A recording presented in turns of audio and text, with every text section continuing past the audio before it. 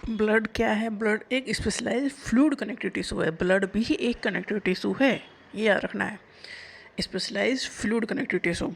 Blood circulate throughout the body in blood vessels. Blood पूरी body में यही है जो मूव करता है, सर्कुलेट होता है पूरी बॉडी में through blood vessels. Blood vessels मतलब आर्टरी और वेन। आर्टरीज ब्लड को लेके जाती हैं पूरी बॉडी में और वेन्स वापस कलेक्ट करके लेके आती हैं।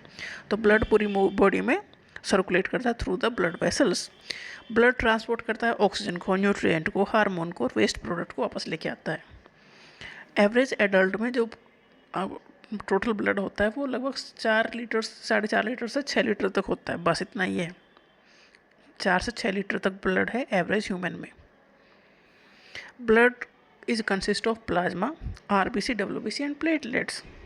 ब्लड इन्हीं का बना होता है। 55% प्लाज्मा है और 45% ये फॉर्म्ड एलिमेंट है, जिसके अंदर आरबीसी, डब्ल्यूबीसी और प्लेटलेट्स आते हैं।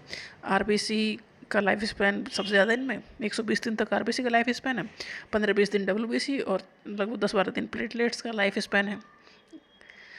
प्लेटलेट्स का लाइफ स्पैन छोटा है, इसलिए जब फीवर होता है, डेंगू फीवर होता है, तो जल्दी जल्दी ख़त्म होते हैं और शॉर्टेज पड़ जाती है। तो ये जल्दी जल्दी बनते रहते हैं और ख़त्म होते रहते हैं। ब्लड का कलर रेड है क्योंकि आरबीसी में हीमोग्लोबिन है, इसी की वजह से ब्लड का कलर रेड है।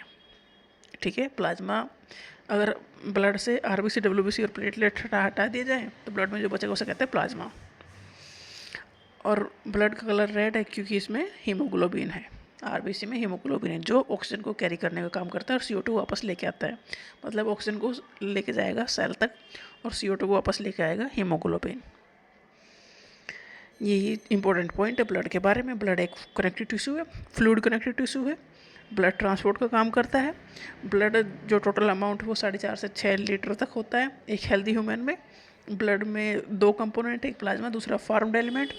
फॉर्म्ड एलिमेंट का मतलब आरबीसी, डब्ल्यूबीसी और प्लेटलेट्स है। ब्लड का कलर रेड इसलिए है क्योंकि इसमें आरबीसी और आरबीसी में हीमोग्लोबिन है और हीमोग्लोबिन ऑक्सीजन और CO2 को कैरी करने का काम करता है।